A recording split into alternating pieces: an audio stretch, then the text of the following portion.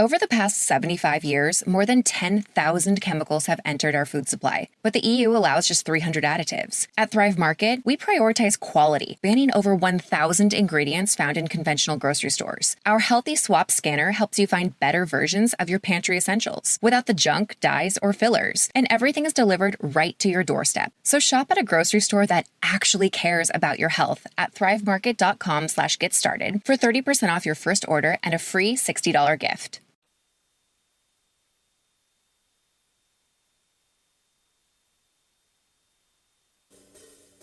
The best late-night conservative talk show in America, Sackheads Radio. And listen, there are no people better on the air to give you the best in conservative talk than Sackhead Sean and Sackhead Clint. And we're working on the immigration papers for a certain other guy who happens to work here, too. For those who are tuning in around the world to the best in late-night conservative talk, Sackheads Radio. Hack news. Hack news. Radio. Hack news. Hack news. Radio. Sack.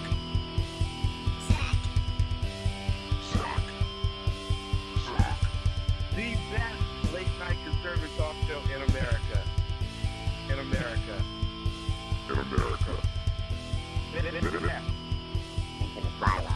And in this web was a large, I'm pretty sure it was the biggest spider I've ever seen.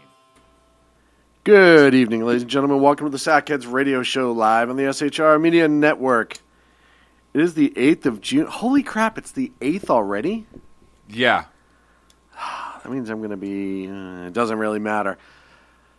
Wow, that sucks. It's the 8th of June, 2016. That just took the spring right out of my step. Well, it's I guess technically it's still spring. Yes, and it's about to not to be. It's about to not to be. It's about to not to be. What the hell's wrong with that? Did I say anything was wrong with it? Thank you. Why are you picking a fight tonight? Listen. No, listen. Don't give me the bladed finger chop point in my direction. All I'm saying is one of us was here ready to go, and the other one... I have proof. Is wearing a blue shirt. I have proof, actually, on my Facebook at 20 minutes till, essentially saying I was fully expecting Sackhead Clint to just come sauntering in, like he always does. Look, I'm a saunterer. The funniest part is you did saunter in. I did. I literally, I sauntered in, and then I sashayed to my desk. Right, and you're not a good sashay. I'm not. I'm not a good sashayer whatsoever. No, at all. No, I had like a mini crisis. You did. And I can't talk about it. Right. But let's suffice it to say that... But when it comes to your nose, can we really call that a mini crisis? Listen, no. Dry air nosebleed, it's not a big deal, right? But it's not a mini crisis with your nose. Well, it kind of is. Because it was just one side. Right? Well, that's just half a tragedy. Look, we should have a poll. We should take a poll in the classroom. What's bigger, my nose or your belly? Oh, That would be tight. That would be a very close... That's a fitty-fitty. That's what I'm wondering. I'm wondering, this is like a Clinton-Trump... I'm Trump. Kind of a race. Like very, very... Oh, so I get to be the manly one? Well,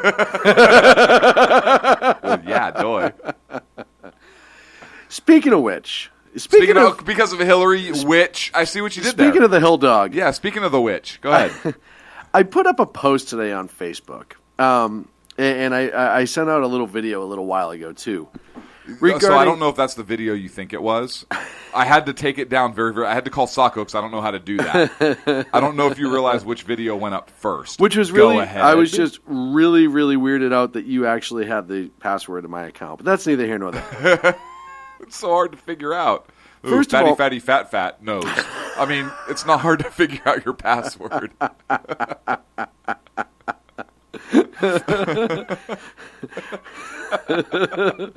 More Food 101 at fatguy.com. It's all my passwords right there. Right. I don't even know why I have the @ symbol in it, but it is, so that's okay. Everyone's touting Hillary Clinton right now as being the first... And we can get into the primary in a bit. This is just me complaining. Uh-huh. about the first female presidential nominee. So she's the first lady nominee, but she's already been the first lady. Right. So is she really still called the first lady nominee? First female. The first That's why female. everyone's saying female. Right. You have to be politically correct, Clint. I don't know how many times I have to tell you this. Why can't we say the first non-specific gender individual to be nominated? Well, and I saw Because she's a leftist. I mean, that should make her happy. I saw a bunch of people touting it on Facebook and Twitter, to which I responded, well, seeing how we're touting first, she's also the first one under federal investigation. Right. So, we might as well keep going with that. What I want to know is, with all this whole thing about gender neutrality and everything else, why does it matter that she's the first female? Right? Absolutely. That's my big if we're all question. equal, what's the point? What's the point of even pointing it out? But I digress for a few moments. Right. So let's go back to the argument. And if I was a woman who's maybe aspired to be president someday. Did you say a spy? Did you say that because she let secrets out, allegedly, potentially? Aspired. Oh, I'm sorry, I misunderstood. Sorry, I have a Boston accent. I said aspired, didn't I? Yeah. My beezy. Anywho. And I am maybe a small business owner, or maybe I'm a corporate CEO as a female. Not me, but you know what I'm saying. Uh-huh. Or served in our military, dedicated my life, and then turned around and said, hey, I want to be a politician and give back. I want to be a politician for the right reason. And you dip that toe into politics. As a woman, you start fighting, scratching, clawing, nailing, punching, blowing up, whatever you have to do to be successful, because you have that drive in you. You're that type of person that no matter what, it's not going to let you down. Right. And even if you make it, whoever the next female nominee, and it's going to happen, makes it, you always have to look at the fact that Hillary Clinton did it first. Now, is Hillary really, should she be considered the first female? And there's two reasons no. One, there was one other female who was involved in a party a couple hundred years ago. Last name, I believe, was Woodruff. Woodruff? I believe it was. But that's neither here nor there. Over the past 75 years, more than 10,000 chemicals have entered our food supply, but the EU allows just 300 additives. At Thrive Market, we prioritize quality, banning over 1,000 ingredients found in conventional grocery stores. Our Healthy Swap scanner helps you find better versions of your pantry essentials without the junk, dyes, or fillers, and everything is delivered right to your doorstep. So shop at a grocery store that actually cares about your health at thrivemarket.com/getstarted for 30% off your first order and a free $60 gift. What makes a great pair of glasses? At Warby Parker, it's all the invisible extras without the extra cost. Their designer quality frames start at $95, including prescription lenses, plus scratch-resistant, smudge-resistant, and anti-reflective coatings, and UV protection, and free adjustments for life. To find your next pair of glasses, sunglasses, or contact lenses, or to find the Warby Parker store nearest you, head over to warbyparker.com. That's warbyparker.com. Here's a woman whose whole life has been handed to her. I'll give her college. I'll give her law school. All right? You went to college, you went to law school, you made your way through it somehow. Maybe you did it the right way, maybe you didn't. I don't know. I wasn't there. But then she dipped her toe into bureaucracy. And she was involved in the Nixon investigation. And then she got kicked off the Nixon investigation. First of all, how bad is that? Well, we've talked about it before. I mean, if that's on your resume, you should never be allowed to do anything again. When a Democrat kicks you off a Democratic committee investigating a Republican president for wrongdoing because you're unethical. Right. If the Democrats kick you out for being unethical, that's a problem.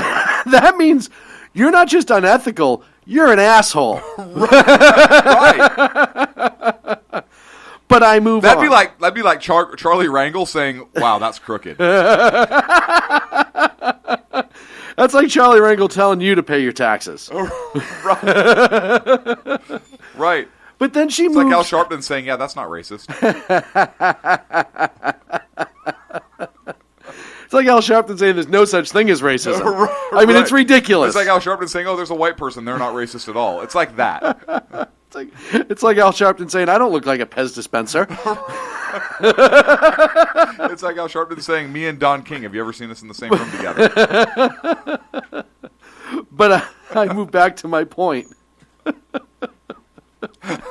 So then she lives the thought of life that, have of you? total bureaucracy. Moving on. .org. .org. Yeah, she marries Bill. They live in Arkansas, and eventually he becomes governor there for half an eternity.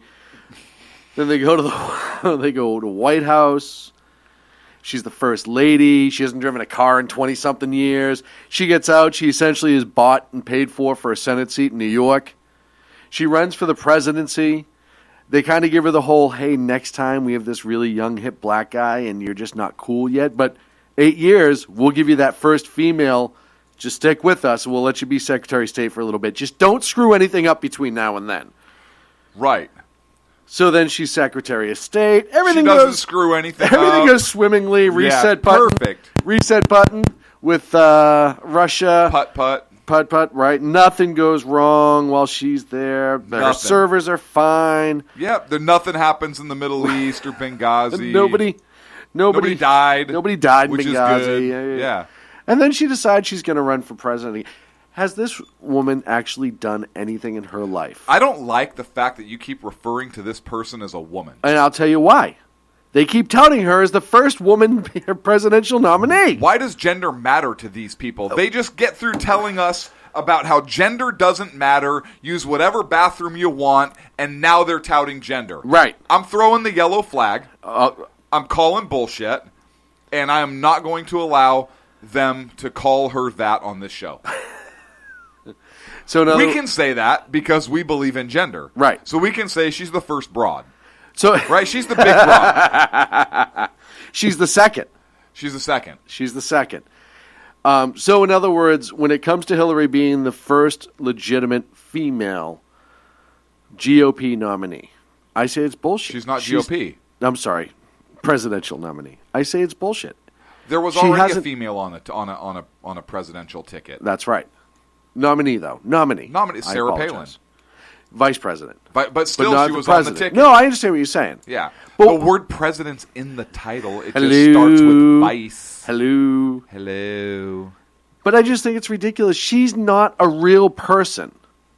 Who, Palin? No, Hillary. She's a broad.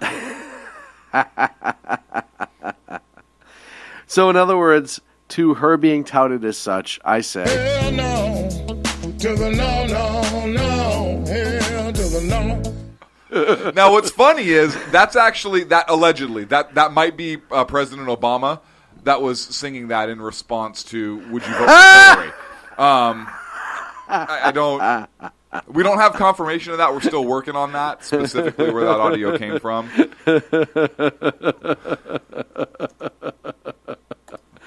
I want to thank everyone who's in the chat room right now. Hey, jump on in, shrmedia.com. Click on live chat. Introduce yourself to the lovely, lovely folks that are in there. We do have a pretty good show coming up for you tonight. We look. I'm so excited about this show, and let me tell you why. There is so much knowledge that we're about to drop, and we literally had to use a crane to get the knowledge into the studio this week. It cost. It doesn't matter what it costs. What we do for you, It doesn't matter what it we, costs. Look, we love you, and so some of the things that we do for our folks, but. Let's just tell you, I'm glad that we don't have a work comp claim trying to just distribute the amount of knowledge we have between the both of us and unpacking. Are you done yet? Knowledge. No, look, I'm psyched. I'm psyched. I'm seriously. I'm so excited about the show we have coming up. We had the primaries yesterday here in California. We got Freedom Fest coming up, and just the amount of knowledge that came to bear tonight is it's ridiculous. It's ridiculous. A couple new faces in the chat room tonight. My good friend Scott's in there, Pops, and thank you so much for being in there. And Jenna, thank you as well for being in there. And I also I got to thank KTKZ 1380 here in Sacramento for having me on last night. Mr. Phil Cowan, Charlie Simon, Sam Perez, they had me on to help commentate on the on June 7th primary, Sub-Super Tuesday, as some people may call it. And I was brought in to just comment on a few things and analyze a little bit, and I appreciated them having me. It was a fun experience, good group of folks over there, so thank you to them. So did you say that to thank them or to brag? Because either way, okay, good. Because that's bragging rights. It's 2 for 1, right? It totally is. Because awesome for bringing you on and giving out and dude, first of all, how awesome was that to be able to do that with another group of professionals? Not just two a-holes sitting down talking smack on the internet, right? But actual real professional people. The funny part is, after a few times of me holding back, because I'm so used to doing it with you in this room, in a completely non-sexual manner, at all, right? For anybody that may be, I don't know what do our Business taxes. We're stressing about all the time and all the money you spent on your taxes. This is my bill? Now Business Taxes is a TurboTax small business expert who does your taxes for you and offers year-round advice at no additional cost, so you can keep more money in your business. Now this is taxes. Intuit TurboTax. Get an expert now on TurboTax.com/business. Only available with TurboTax Live Full Service.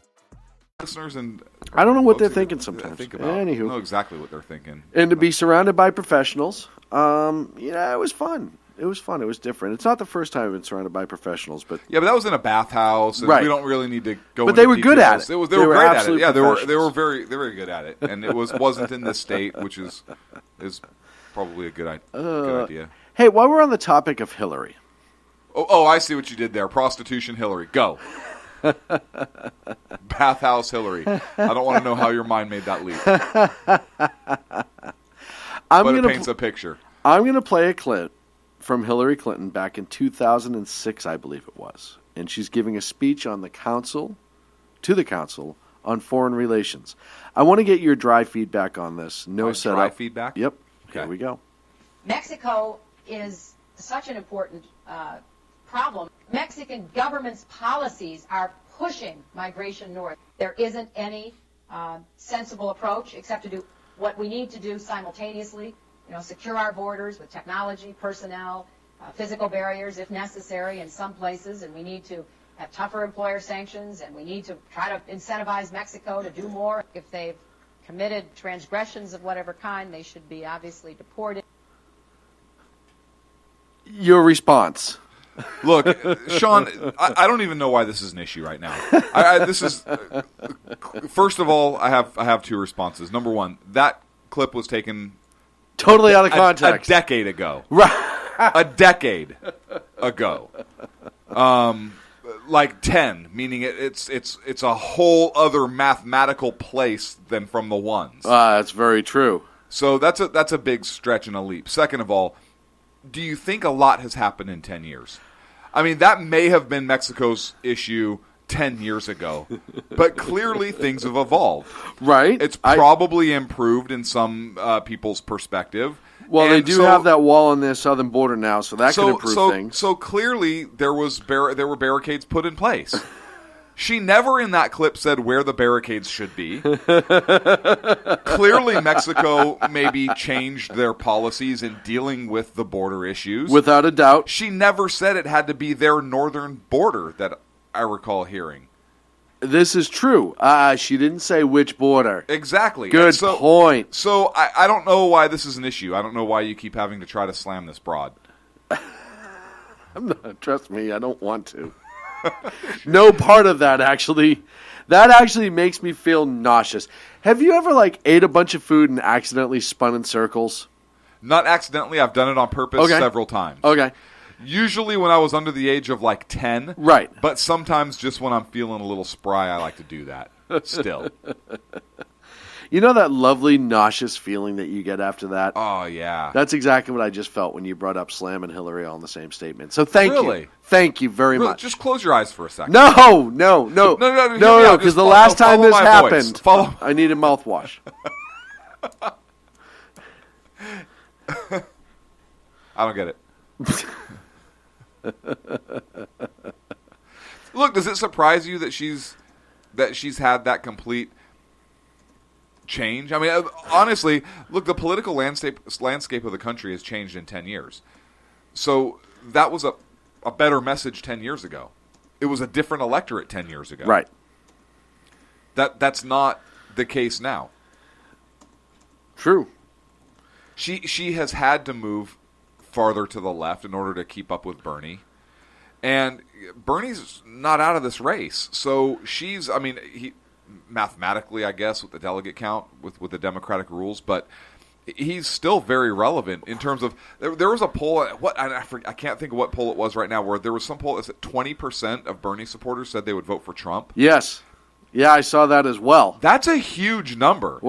So Hillary has a major issue. She has to stay this far left, which means she can't have her more centrist narrative, which she might have to have in the general election. I mean, I think Hillary's in a tough spot. She either has to stay left and then move those centrist voters, or she has to move more to the center and lose some of those more asinine socialist. Yeah, she's between a rock and a prison cell. Like, it's not working out well for her. Right. And here's the thing. I think after California, when the prediction was so close between the Byrne and Hill Dog that a lot of people thought Byrne was going to walk away for it. They might have.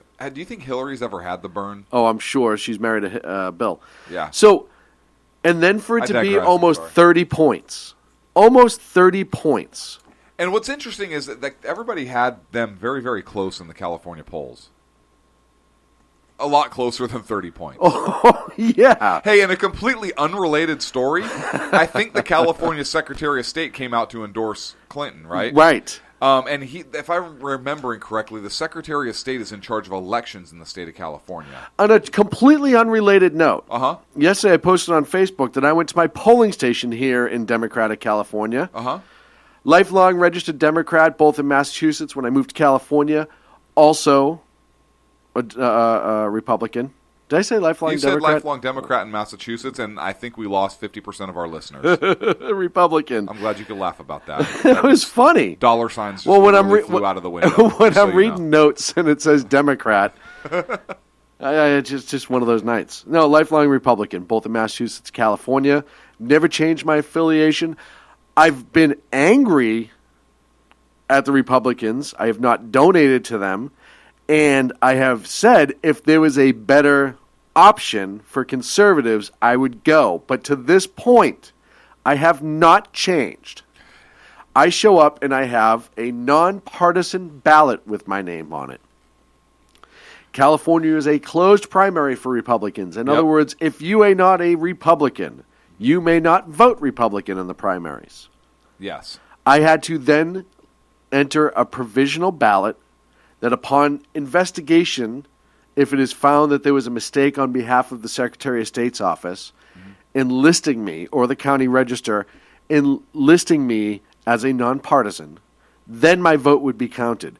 But until then, it is a provisional. It sounds like you ballot. were disenfranchised.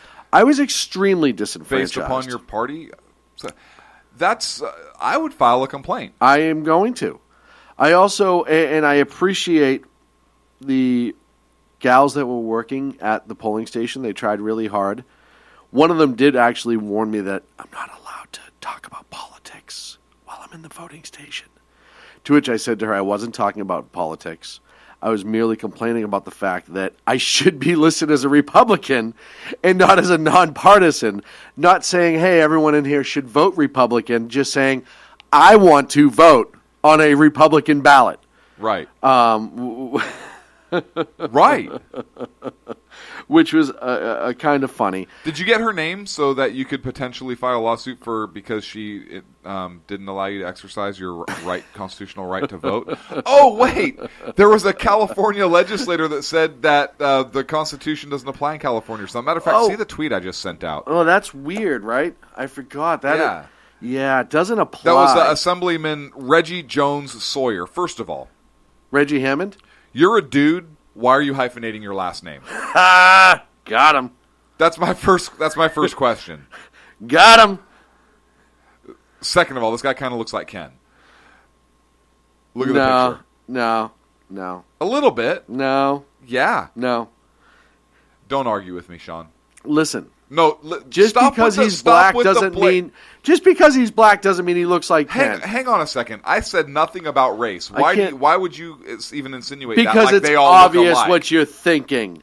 No, it's we not. saw this a couple weeks ago with your blatant bigotry. Let's go back and listen to numerous. No, shows let's not do that. Listen, let's go back and listen to numerous shows about Sean, aka the blatant bigot. Seriously, Sean actually signs outgoing correspondence right now from SHR with that. I still sign it Sackhead Clint. Sean is no longer Sackhead Sean. It's the blatant bigot. I'm just like, well, you can't do that. Is that how you're going to sign autographs at Freedom Fest? And a totally unrelated note, we've set up a new hate mail email because I'm getting sick of my emails being loaded, you as well. So I set up a Gmail. My email doesn't even work anymore. It got so overloaded, I literally don't get my SHR email anymore. So if you want to send us hate mail, it's shrhatemail@gmail.com. I didn't even want to pay for it. But we will be checking it because I do love our hate mail. I love our But hate it was mail. just overloading my emails, and I couldn't actually do work stuff. I can't. My email doesn't work. Like, it literally does not work. I know, because it's overloaded with hate mail. By the way, if you we are getting prepared for Freedom Fest. We're starting our Freedom Fest advertising. July 1st is when our packages begin. So if you're interested in advertising through the month of July, specifically for Freedom Fest as well, make sure you give us a reach out to us. And you can do that through just sackheadsradio@gmail.com or on Facebook or Twitter. Reach out to us. We get the conversation started. And if you'd like to continue it past even just Freedom Fest, right, you're more than welcome Let's walk. to do that. We'll walk before we run. Yeah. Yeah, let's get in. Come on, we're all friends here. We're all friends, Snuggle Buggle. I love it when you call me that. I just called any potential new advertisers Snuggle Buggle. You know what? That needs to be a product name. Snuggle Buggle. Brought to you by SHR. We need to have an SHR party. So, like, vote. Did you hear about the new ticket. industry? Oh, we're up against a break. There's a new industry starting up where women are paying men to snuggle with them. Professional snugglers getting up to $60 an hour. We're against a break here at Sackheads Radio. We'll be back after this. Conservative media done right. You're listening to the SHR Media Network. Breaking news. According to the latest report coming out of SHR Media, a merchandise store to support both the Reaver of Common Sense and SHR Media has just been unleashed to the general public. Be forewarned that this site can be contagious and numerous items can be purchased to support the best news programming. Go to Reaver.one website and click on the store link to check out the merchandise.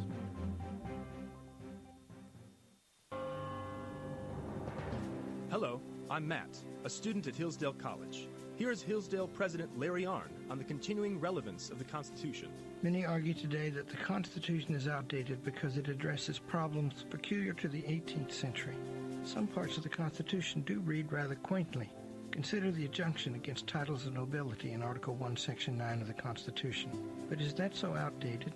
The purpose of the injunction is to prevent the government granting special privileges to some for partisan reasons. This strikes at the heart of the rule of law. The crony capitalism so common today is a place where the government bestows favors and tax dollars on some businesses to give them a leg up over others. This is exactly the kind of thing the Constitution was meant to prohibit. The Constitution is not so outdated after all. This Constitution Minute was brought to you by Hillsdale College. To join the national conversation on the Constitution, go to constitutionminute.com. Times are dark. The people misled by corrupt politicians, lied to by establishment media, and deceived by the false messages of Islam. A nation in confusion needs a guide. It needs a man with a cane. I'm Dave Milner. Join me on Spreaker, SHR Media, High Plains Talk Radio, Live Rebooting Liberty, and YouTube for a unique brand of commentary on the unpleasant blind guy. Because truth is not always pleasant. In a world controlled by corrupt politicians. You got a business. You didn't build that. A team of ordinary men emerge from the ashes to give voice to the voiceless and hope to the hopeless. Sackhead Sean. Dude, I'm not saying Kav was stupid, bro. Sackhead Clint. All good friends of ours usually show up drunk. Also starring Sacco as the producer. I'm a little bit drunk, 'cause I'm drinking. They are the Sackheads Radio Show. Every Wednesday at 8 p.m. Pacific on shrmedia.com.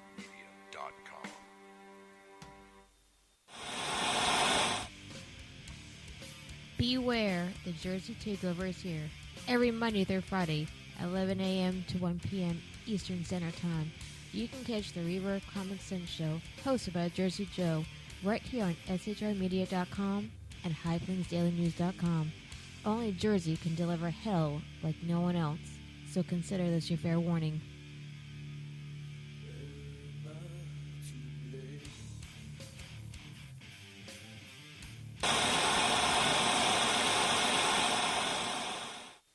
Conservative media done right. You're listening to the SHR Media Network. And we're back here on the Sackheads Radio Show live on the SHR Media Network. Thank you so much for joining us this wonderful, Wednesday evening. Are you okay over there? Yeah, I'm listening to you. You're talking about a wonderful Wednesday evening. What's the problem?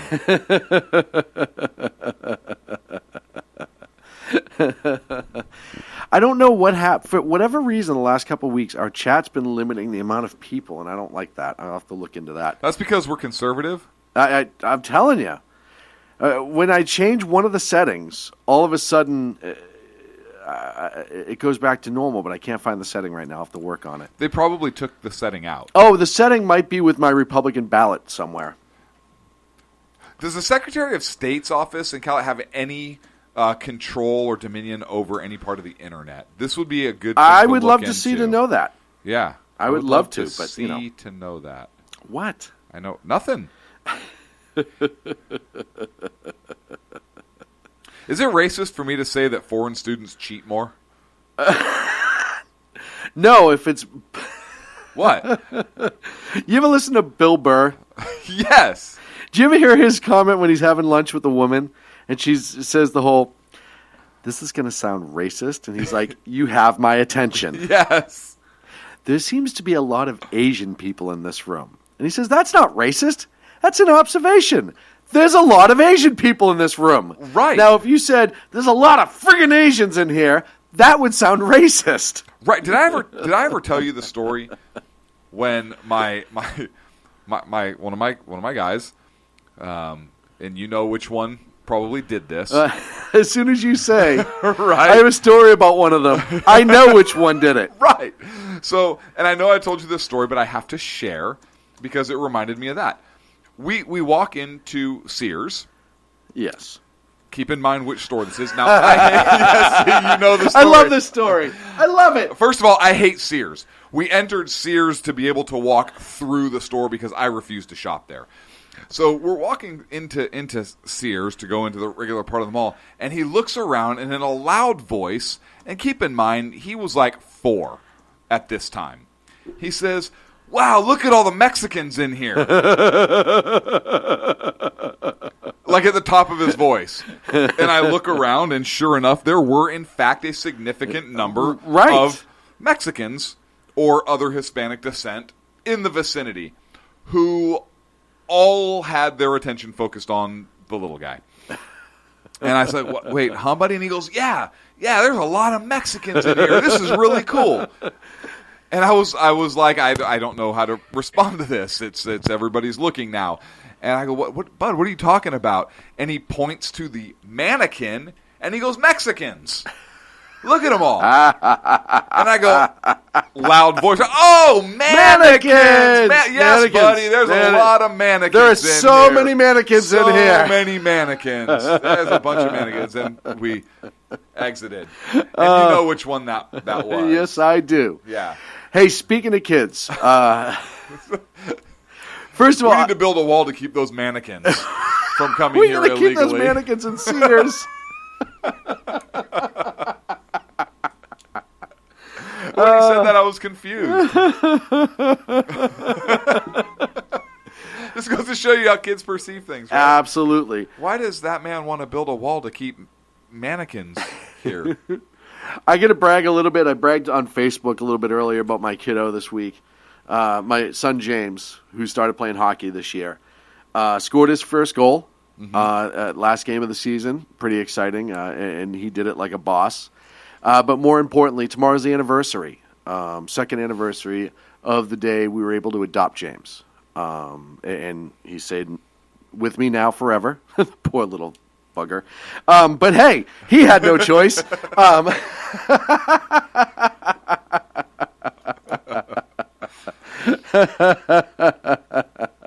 So just my little shout out to my boy.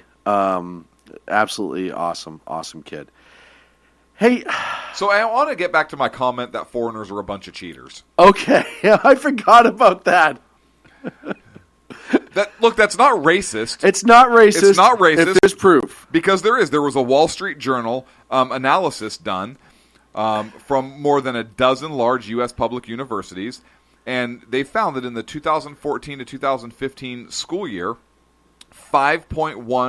there were 5.1 reports of alleged cheating for every 100 foreign students versus 1 per every 100 domestic students. Really? So that's a 500% increase. So foreigners are 500% more likely to be big old cheater faces than good old-fashioned red-blooded Americans. And that's all I want to say. I do have a follow-up. That was not racial, because Americans cross our diverse population. Right. Because we know they're going to get hate mail on that, right? But I just want to point SHR out, hate mail at I just want to point out to the world that Americans are honest, hardworking people, and you all are 500% more likely to be cheating asses. That's all I want to say. Only if they come here and test. Right. Because I'm sure they're not cheating over there. Speaking of which, this one's more of cheating the system. Have you heard about the young lady Maida Lara from Texas? And she posted a very interesting thing on Twitter just after her high school graduation. No. Pray tell. She was the valedictorian. Good for her. 4.5 GPA. Smart girl. Good for her. Full tuition paid for at University of Texas. 13 cords and medals. She says herself in her Twitter post that she has nice legs. Okay. And one other thing. She's an illegal alien, criminal alien, undocumented, as she said. Her exact quote is, valedictorian, 4.5 GPA, full tuition paid for at UT, 13 cord/medals, nice legs, and I'm undocumented. There's a picture of a badge, a Mexican flag, this thingy, rock on with the hands. Oh, and the devil horns? Yeah, the devil horns, and a graduation cap. Look, okay, good for her for accomplishing what she did in terms of her GPA. Right. Right? Right. She's obviously very intelligent. She studied hard. Good for her. You're a criminal. You know you're a criminal. If I worked at the University of Texas, I would say, hey, we're going to revoke your scholarship. Based on your criminal behavior. Based upon your criminal actions. Yep. And if you want to apply and remain in the country legally and go through the process, we'll reinstate your scholarship. Ooh, the chat room has some things to say. I would have no issue with that. If she wants to leave and come back. First, yeah. How is that? Somebody should screenshot that and send that to. It's already. It's all over the place. It right? received 9,414 tweets. How many likes? 19,932. How many dislikes? It doesn't have that button yet. Really? Yeah, it needs it. Because there would probably be 20,000. Yes. So there's some chat in the chat room. Agador went a little more direct than us and said, "Deport the bitch." Okay. And it seems like just about everyone's agreeing with him on this one. I agree. If she left and came back the right way. Hey, keep your scholarship. Keep your scholarship. Right? But she's bragging about it. Well, and here's the thing. thing. She obviously knows it's wrong. And she knows nothing's going to happen. And she knows nothing's going to happen. And here's the thing. Until Trump gets elected. There could be an American citizen who could have used that scholarship. Yes. And when we talk about our generations coming up and how people feel they're poorly uneducated, here's a reason. Here's another reason. We talk about illegal immigration and how it affects, and we've talked about it, how it affects our schools, how it affects our public safety system, how it affects our hospitals, how it affects a lot of things. This is another example of just that. I have a solution. It will solve all of these issues and put America back on top again. I'm listening. Let them have the colleges. Hear me out on this. I'm with you. Let them have the... Look, college is a freaking joke. I might be a horrible parent, but college, I don't give a crap if my kids go to college. You know what's more important than a piece of paper that you go into a ridiculous amount of student debt for, and you come out and there's no job available to you? And look, that's what you decided to major in underwater basket weaving 12. That's your bad. If somebody was stupid enough to loan you money and you were stupid enough to take it and that was your stupid major, knowing that there's no jobs available for you, then you're an idiot. Right. Okay? Let them have the colleges. Look, everybody goes to college nowadays. It's not a big deal to have a college diploma. I don't care if you're Harvard or Stanford or wherever the hell you are. You know how we take this country back is you encourage that entrepreneurial spirit. Right. Start your own business. Right. Do something for yourself. Right. You're going to spend that much time going to that much debt, go to school, and do what? Work for somebody else? Let the illegals do that, and let the schools pour their money into that and go bankrupt because they're not going to be able to give back to the system. Right. Or whatever. Go for it. Have fun. You know what? We as Americans are going to be the job creators then. We're going to be the entrepreneurs. We're going to start something and build something and have something that we can improve our lives with. Absolutely. That's how you take this country back. But here's the problem. I think most of people are too stupid to see it that way. And too scared. Yeah. Maybe. Or maybe they don't know how. Ooh. Maybe they've never been shown. Ooh. Right? I don't disagree with that comment whatsoever. So, yeah, that's my answer. And I also want to address, it's funny because we're talking about Mexico, Mexicans, illegal aliens. I want to go over to Trump for a second. Before we do, I want to stay on this. I want to stay on this college rampage.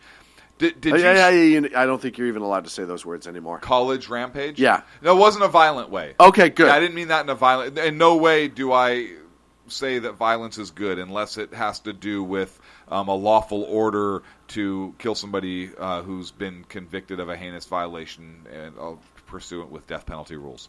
Did that sound good? Well, and ISIS. And ISIS, yeah, right. Yeah, kill ISIS. So and Al Qaeda. And Al Qaeda. And Muslim terrorist extremists in general. Do they have generals? Doesn't matter. I think so. So, speaking of communism, Seattle University. What? I love what you did there. Thank you. Seattle University, the students there took the dean to task about its quote-unquote Western curriculum. And let me read you the quote from Seattle University's interim provost. They said, quote, "I have taken this action because I believe, based on information that has come forward and over the past several weeks, that successful operations of the college at this time require that she," meaning the dean, "step away from day-to-day management and oversight of the university." The students protested, basically said they were dissatisfied and traumatized and bored. Traumatized and bored. There's that because, emotion again. Yes, because their experiences in the classroom have been, quote, profoundly damaging and erasing, with lasting effects on our mental and emotional well-being. They call themselves the MRC Coalition, and they refer to themselves as people of color, blah, blah, blah. And they're upset because they're saying that their curriculum is too Western. It's this curriculum is too Western. And that the curriculum leads them feeling all that. You're going to frickin' college. Pick a different school if you don't like it. It's too Western. Go somewhere else. Where the hell do you think you're going to school? It's too Western, my ass. Yes. Dear God. I don't want my kids going to school like that. What the hell? Oh, man. This is as screwed up as a La Raza judge on the Trump U case. I'll tell you what. This is That would never happen. Is that ridiculous? It's horrendous. And for the school to cave. Safe space. For the school to cave. What kind of life skills are you teaching these kids? None. Right, because they're going to, if they go, when kids like that don't have the entrepreneur spirit, go spend your money, go into debt, and then hopefully you can't do anything else ever in your life because you're a waste of oxygen. Not that I wish any ill will come to you, but I disagree with your views completely, and you're communist. So, first of all, what kind of message does that send? That these kids, if they go into the workforce, into the American workforce, do they think that if their boss says, "Hey, I need you to complete this by X," they're going to say, "Oh, yeah, I felt bored, and this work was boring, and I was unsafe, and I felt traumatized by the fact that you had expectations of me"? Yes. I can tell you right now. That's I'm my almost point. positive that gets said from time to time. That's my in point. the workplace. That's my point. Yes. It gets worse. This is why we don't have employees. Because you and I would look at that person and slap them. Interns figuratively. only. Interns only, because I don't think they can sue. I mean, hell, Sacco worked here. We're lucky he never filed a complaint. Right. Well, who would listen? Because the complaint goes to us, and we have him 2-1 on the vote. Exonerated. Can you imagine if he went to the state EDD? They're all, "Hey, I don't know if this guy works for you or if you lost your puppy and he's in our office. Either way, can you come get him?" Right. We're like, "Oh, no, actually, he's an equal partner, so technically that doesn't apply." Look, as a matter of fact, he's the fiscal officer. Look at the documents. They're all paw prints. He's going to pay himself. They're all paw prints. We would still be a jerk even if he did that. We get called into EDD. Sacco, these not your signatures? Sir, that's a paw print on that paper. So you'll stipulate it is, in fact, your signature. Very good. Would this be your collar and or grooming kit? Would this be a map to your last place of captivity? Oh, man. It's the pussification of America. I've been saying this time and again. It gets worse and worse. And we've talked for years about how the socialists have invaded colleges. And parents have been swayed away from actually parenting. And now everything's time out and good feelings and emotions and blah, blah, blah, blah, blah. But the reality is that takes away the person's purpose. When you're not confronted and you have to learn how to adapt and overcome a situation, I think you lose a sense of purpose.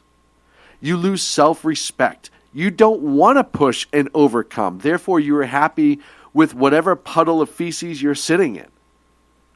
It's becoming ridiculous.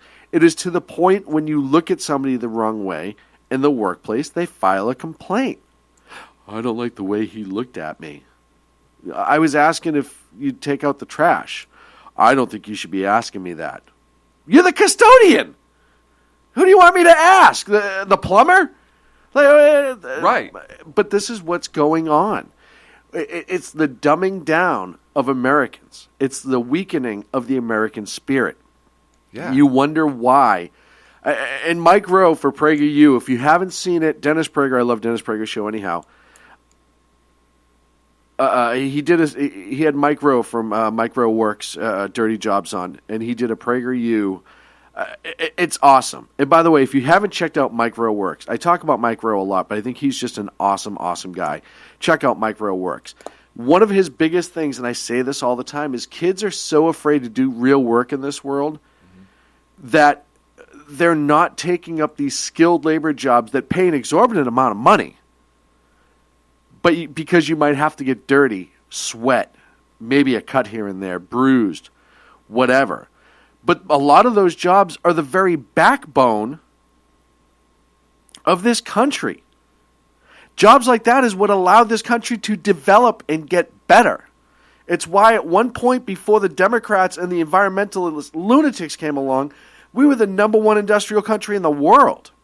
We exported more quality goods than anybody else. Yes. And we started on a beach in Virginia, in a little plot of land in Massachusetts. And we moved all the way out to California, up to Canada, down to Mexico, building, expanding, becoming better. We went to the friggin' moon. We didn't. Well, no. I mean, your nose is close, but we would go. Right, we should go. NASA should send us. Right, if there was a NASA that sent people to the moon anymore. Right. But there's not, because people have become these under 30s, I'll even say under 30s, by and large, have become these safe space little pussies. Yes. And we've lost our backbone. We've lost our will to do better. We've lost our will to increase. We now have a because socialist. Everything is given to us. Yes, we have a socialist who's campaigning and doing damn well. Yes. As a socialist in America with the under 30s. Yes. Because he's promising they're going to get free shit. Yeah. And they're going ape shit for it. You know why? Because they don't have the educational background exactly to be able to recognize the crap that is spewing from that hole under And then when you show them Venezuela as it stands right now. We're not Venezuela. Right. Wait, what? Okay, let's look at other countries that have tried this. Right, and they've all failed. Every single one. And all they do, and I'm not taking credit for this observation, Steven Crowder, Louder with Crowder, had a great piece this morning on socialism. It was a video that was banned by YouTube, and he finally got it to be re-released. It's pretty damn good. But he says... Why did YouTube ban it? Oh, because it's anti-socialist. Oh. But what he says is, when they talk about other socialist countries, they only highlight little blips from that country that's working. They don't show you the great picture. Right. He brought up Nicaragua, who has a greatly increased, what's the word I'm looking for? Poverty level? No. The ability to read literacy rate. Their literacy rate. What's funny is you couldn't find the word literacy talking about literacy. You're talking about literacy, and we're literally illiterate yourself. You see what yes, that was pretty damn funny, yes, and I will be the first awesome. one to admit that was awesome. Yeah. But their literacy rate has become exceptional over the last few years, and that's all well and good. But their GDP is still somewhere south of Mexico. Their goddamn penises? Right. They point out Sweden and their health care. And, look, it's Sweden, and their health care is amazing. Yeah, but Sweden's one of the biggest rape capitals in the world right now. There are rapes occurring in Sweden every 3 to 5 minutes. That's why they have a good health care system, Sean. You need a good health care system if you're going to have a lot of raping in your society. The health care in Canada, the amount of debt that they're accruing is absolutely insane. It goes it's not on and on Sean, and on. But nobody's coming to another country out of Canada to get health care. But that's nobody's coming across the border into Michigan or any other of these states to get health care. People who are rich in Canada don't come. They don't go to clinics Washington State, Vermont, New Hampshire, Yeah. Maine, They Michigan, don't do that. Montana, Idaho. It doesn't matter. They don't do, although they actually do that. And then they duck the bill because they go back to Canada. So would that be criminal aliens? Yes. Okay. Absolutely. I have no problem admitting that. But this is what happens. And it's been allowed to happen. Mm-hmm. It's been allowed to happen for a long, long time. And more and more, we're not standing up in this country and forcing our kids. You don't see parents forcing their kids to do shit anymore. Get out there and mow the lawn. Right. Get out there and help me clean up. Clean your room. Earn your way around the house. Yeah. Go do dishes. You want free shit? The water fountain's right there. Turn it on. You can have a cup of water for free. I won't charge you for it. Yeah. I think it's amazing. You know why? Because it's, hey, play this video game and shut up while I sit on my iPad. Right. Right? Or, hey, watch this movie on my iPad while I pay bills or while I do whatever. Do whatever. That's because kids are entertained and you can shut them up by throwing an electronic device in front of Right. their face. And I don't even have a problem with that. Oh, I do. I don't have a problem with kids using electronic devices as long as that's not the end-all, be-all to them. Right, but how many of them? It is the end-all, be-all. I was out. It's probably last week sometime. 1 minute. I was out last week, and I was at a restaurant, and sitting behind me, I was at lunch. Sitting behind me, there was, no kidding, it was a husband and wife and 3 kids. The kids looked like they ranged in age from 3 to 7 or 3 to 8, right around there. Every single one of those kids had a hand device. Mm-hmm. The 2 older ones had cell phones, and the younger one had a tablet, and they were watching movies at the dinner table while mom and dad ate, and they were periodically picking up their phones and texting. Mm-hmm. It was ridiculous. I literally could not hold my tongue. I was like, "Are you kidding me?" Right. Right now? Well, and like I said, we're up. Yeah, sorry. Go ahead. We're up against a break. Go ahead. There's a balance, and part of those devices are part of the modern age, and I understand that. Yeah, but you don't at the dinner table. There's a balance. My parents would have knocked me on my. I couldn't wear a hat to the dinner table. I understand and that. I still don't. I had to wear a shirt if I was coming to dinner. Well, and you still do. And I still do wear a shirt sometimes, unless we're eating together. The exceptional one also and we're at the Blue said, "Hey Jenna, just so you know, you are listening to the right show now." I think she forgot to refresh the page. Ken also said that the wife probably has a hand device. I don't know what he means by that. I don't know. And hopefully he can clear that up after the break here on the Sack I'd be Kids really Radio curious Show. to see what he meant by that. Like what kind of hand device? I'm just very shocked. The exceptional one. Maybe you could type that and explain it during the break here on the Sack Kids Radio Show. No, send a picture. Live on the SHR Media Network. SHRHateMail@gmail.com. Conservative media done right. You're listening to the SHR Media Network.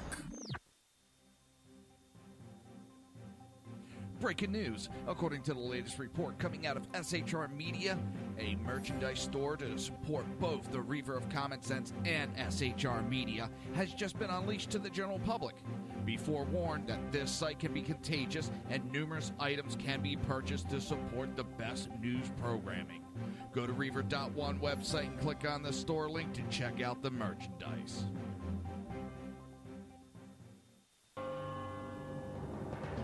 Hello, I'm Matt, a student at Hillsdale College. Here is Hillsdale President Larry Arnn on the continuing relevance of the Constitution. Many argue today that the Constitution is outdated because it addresses problems peculiar to the 18th century. Some parts of the Constitution do read rather quaintly. Consider the injunction against titles of nobility in Article 1, Section 9 of the Constitution. But is that so outdated? The purpose of the injunction is to prevent the government granting special privileges to some for partisan reasons. This strikes at the heart of the rule of law. The crony capitalism so common today is a place where the government bestows favors and tax dollars on some businesses to give them a leg up over others. This is exactly the kind of thing the Constitution was meant to prohibit. The Constitution is not so outdated after all. This Constitution Minute was brought to you by Hillsdale College. To join the national conversation on the Constitution, go to constitutionminute.com. Times are dark. The people misled by corrupt politicians, lied to by establishment media, and deceived by the false messages of Islam. A nation in confusion needs a guide. It needs a man with a cane. I'm Dave Milner. Join me on Spreaker, SHR Media, High Plains Talk Radio, Live Rebooting Liberty, and YouTube for a unique brand of commentary on the unpleasant blind guide. Because truth is not always pleasant. In a world controlled by corrupt politicians, You got a business. That you didn't build that. a team of ordinary men emerge from the ashes to give voice to the voiceless and hope to the hopeless. Sackhead Sean. Dude, I'm not saying half of the stupid pro. Sackhead Clint. All good friends of ours usually show up drunk. Also starring Sacco as the producer. I'm a little bit drunk, I'm a little bit drunk, 'cause I'm drinking. They are the Sackheads Radio Show. Every Wednesday at 8 p.m. Pacific on SHRmedia.com.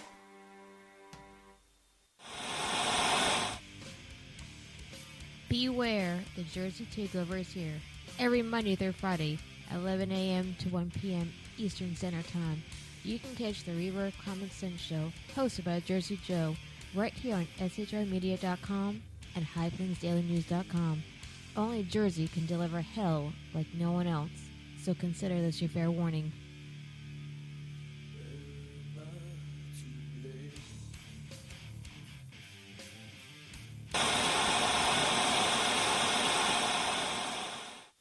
Conservative media done right.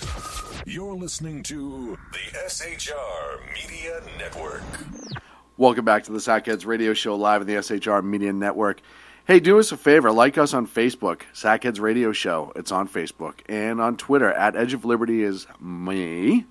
Clint is at Sackhead Clint. I'd like to get him up to 70 followers tonight, if at all humanly possible. At Sackhead Clint. I do like one tweet every You're horrible month. at it. And then, of course, at Sackheads is the Sackheads Radio Twitter page itself. Hashtag SHR Media for all of our great shows here on the SHR Media Network. So we want to shift gears just a wee bit. And I had to talk about the attack in Tel Aviv today. 4 dead, 9 total shot. 2 Palestinian attackers. People say they were dressed like Orthodox Jews in a shopping area. Women and children, on initial reports, were targeted. There were some males. One of the terrorists was shot by Israeli police. The other one was taken into custody. And immediately afterwards, on the streets of Palestine, Palestinians were handing out fireworks and celebrating the attack. This, of course, occurring during Ramadan. And just once again, the Israeli people, what they have to endure on a regular basis. And how nobody in the world, by very few in the world, backed them up. Did the president come out and say anything? Nope. Nothing. But they don't say anything, and Ken just pointed out in the chat room, they don't say anything when Chicago goes off the hook on a weekend. And like he said, this isn't even close to a weekend on Chicago. And I absolutely understand and agree and acknowledge that. I'm not at all downplaying the violence that happens on the streets of Chicago. But these attacks on Israel are constant. And the population difference, per capita, you look at the attacks versus ours, et cetera, et cetera. It's still pretty tragic. And like I said, I consider Israel to be our sister country. Oh, yeah. We are very much intertwined. They're very much the same people as us in a way. They are certainly the same form of government for the most part. They believe in the same freedoms. It's one of the only countries that they can have the liberties that we have in this country. to the same extent that we have in this country. I know there are other free countries out there, and we're not the only country with freedom, but Israel is very much fashioned after America. And after World War II, when we put them back, I hate to say we put them back, but when we restarted the state of Israel and allowed them to go home, knowing that it would be a tough fight for them, and they've persevered. Wonderful people, if you've ever had time to spend with any Israeli folks. Very appreciative of us as a people. Yep. They understand the connection probably more than most people in this country do. Oh, guaranteed. And there is a natural love there. There was 3 folks who were Israeli at my last job, who every year in the summer they would come to America legally on work visas, and they would work an art display that we had at one of the buildings I worked in. And I used to talk to all 3 of them all the time. And they would just rave about this country and the people and how amazing it is and how we're so close and how the love that people have for Americans in Israel and how we've always been there for them. And even when our government isn't, as of right now, the people are still with those in Israel. And when you have an attack like this today, it hurts us. I don't want to say as much as it hurts the Israelis because obviously we're not living that attack. But it hurts us. But we certainly understand Islamic extremism in this country. We certainly have been attacked. Some of us do. 9/11, the original Trade Center bombings. Fort Hood. I think there's a lot of Americans that don't understand that. I agree with you. They think it's bad actors, and they don't realize it's an ideology, and it's a political movement. It's become a political movement. I think that you look at, there's a mosque in Texas that's being shut down because the state of Texas is shutting it down because they're finding to be funding terrorism. And they're shutting them down. And people are going insane. Oh, how can you shut down this mosque? Hey, listen, if it was a Catholic church who's funding terrorism, I'd be the first one to say shut it down. Yeah. And I can vouch for it because there was happening with the IRA back, well, it wasn't Catholic Church, but with the IRA back in the 80s, 70s, 80s, and 90s when they were going crazy in Ireland. And I say it all the time. If anyone's given them money, when I was old enough to understand it, and funding them and supporting them, they need to be shut down. And if they're in this country doing it, they need to go to jail. There's also a story, I believe, out of Texas, where there was a mosque that was set on fire. And immediately, everyone in the Muslim community blamed white Christians.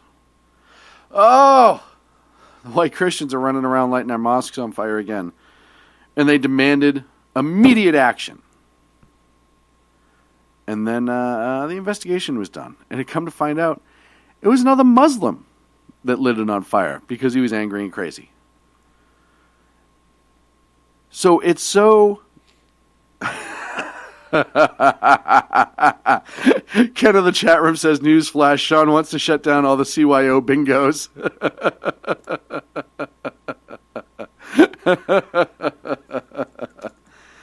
So when we talk about Muslim extremism, we know it here, and we see how it affects Israel. And we've seen it grow here. You just had a Sacramento man convicted to 20 years for attempting to plot and join ISIS.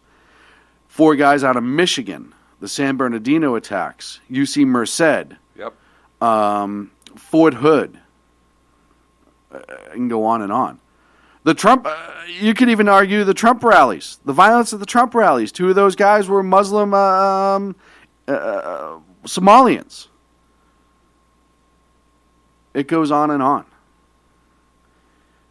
And we haven't stood as a administration, as not as a people, but as the administration, has not stood with Israel through this at all.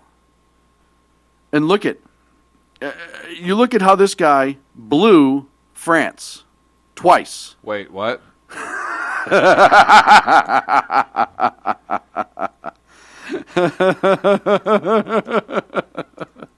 You look at how this guy blew France twice. Okay. Charlie Hebdo in the attacks at the Eagles and death metal concert and the other areas on the night of the horrific attacks. This president was slow to respond yet again to give support. Belgium, same thing. Israel, it's almost like he's like, it happens all the time, the hell with it. Doesn't say anything. Our closest ally. Listen, France, yeah, they owe us everything. I wouldn't even say our people are that close. The southern part of the country, absolutely. We kind of owe them a lot, too. Yeah. Okay, I'll even call even. Right? But there's no kinship there. No. The southern part of the country, yes. The Basque areas, the southern part, absolutely. Just mostly the Parisians. Hell, we have a kinship with the people over in Great Britain, and we kicked their ass twice. But we had such a kinship, we sent them guns when they needed them in World War II. They didn't return them. They didn't return them. Well, why would you? Right. No, they destroyed them when they outlawed guns again. Right. We gave them a present and they destroyed it. Right. Although I guess Obama did too, right? When he returned something. Anyways. Maybe that's why he did it. Maybe he was so upset on our behalf that we didn't get our guns back as a people after World War II. Yes. Oh, no, this is Obama's agenda. That he Keep returned going. the bust of Margaret Thatcher, right? Very true. Thank you. Very true. We just proved on SHR just that Obama her bust? is pro-gun. Oh, forget it. Doesn't matter. No, not that way. Oh, okay. But yet Israel keeps being attacked. And now I read a report today that Hamas is gearing up for a big assault coming up soon, they believe, from the northern part of Whatever Lebanon. happened to never again? Whatever happened to honestly? I don't know. How long ago was World War II? 65, 70 years ago. Right? Yeah.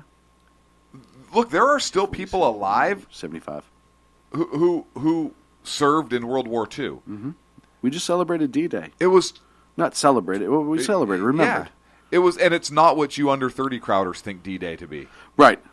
Different Right. D-Day, like a real heroes. Right. Were there people that did unimaginable stuff that you have no idea about? Where their safe space was actually invading a country. Right. to free people. Their safe space was literally behind the muzzle of a gun. Yeah. Advancing towards more muzzles of bigger guns. Right. That was their safe space. Literally, this was 2 generations ago. This was our grandparents. Mm-hmm. These are people that our generation grew up with, knew. I mean, it's the greatest generation. How do we forget? Mm-hmm. We have the Holocaust Museum. We have the Museum of Tolerance. We have all these things. And look, the Museum of Tolerance in California is awesome. The place is awesome. There are these places here to remind us as American citizens, as free people, of the atrocities that can happen when you have dictatorial power that seizes and has an agenda, and when people do nothing. But I think that message gets perverted a little bit, and they don't talk about so much about the having a dictator, somebody in complete control, a complete fascist, total government, unchecked government, coupled with intolerant behavior. They don't talk about that effect. All they talk about is the tolerance aspect. And they apply what happened in the Holocaust on a personal level in terms of personal tolerance of everybody else. And while that's a worthy message, I think it's a little bit perverted of a message. Mm-hmm. Because you have to look at that in both lights to really understand the Holocaust. This isn't one or two bigots that decided to go kill millions of Jewish people. Right. This was, yes, there were people that chose to do nothing, but they chose to do nothing because they were afraid of being killed by a big government that had all the weaponry, had all the ability, had all the power, and was oppressive to those that challenged them. Mm-hmm. And now you look at the movement on the left, where what do they do with opposition? They shout them down, they shut them up, they try to oppress their views simply because they disagree with it. And look, you and I have talked about this. I don't know how many times. Well, let me put a pin in that for a moment. So you have a left that's intolerant of views, for example, that we have, right? They're intolerant of our views, a lot of them. How many times do we get called through hate mail, all kinds of things, right? Or in person or whatever. So now let's say you take a left-leaning government that's intolerant. Look what the IRS did to conservative groups and Tea Party groups. Yes. And 3 years later, data comes out after they then start purposefully targeting, and you look at when they started targeting left-leaning groups, and it was after their targeting of conservative groups came to light, and then they wait 3 years to let those numbers look a little bit more equitable. It's ridiculous. So you already have government organizations targeting people for views. Well, and they try to downplay it by throwing in a couple Democrats. Yes. So what happens when that power is unchecked now, and now you have people that are intolerant of other views and a government that's run amok? So in that light, could that happen here in the U.S.? Yes. Absolutely it could. Did Hitler seize power overnight? No. 15 years. Did 20 years. Yeah. Did the German propaganda machine, all that stuff spin up? No, all that took years, right? The Jewish people weren't even interned and killed right away. No. They tried it at first. They tried at first to be pretty overt about it, and everybody pushed back. And Goebbels and Hitler met and said that we have to start small, lean towards that way, and we have to... Almost like they nudged. It's weird, right? Weird. We also have to do this massive propaganda against the Jews. Start small, grow big. Let me see. Who was their model for that? Oh, yeah, Bernays. Who did Woodrow Wilson, right. Propagandist. And then it started over a period of about 10 years. Hey, first they have to wear the star. Right? That's it. They have to turn in all their weapons. You just have to... Higher taxed. We just have to register you. So we know who you are. Right. Now you have to live in this area of town. Yeah, you can still live. You can still be free. Look, have your shops. Go about your business. It's okay. We're just going to make sure you live here. We're going to tax you a little bit more, too. We're going to tax a little bit more. Oh, and by the way, if you have any valuables worth X amount of dollars, you have to turn those in. More for your safekeeping than anything else, but yeah. Right. We're going to keep it for you. Oh, and now we're just... we're going to give you a free ticket on a train. I think they started with free beating day. Okay. I think it was like, hey, if you have a yellow star, you get a free beating today. But it's for your own good to make you stronger and to increase your character. Right, and then the trains came.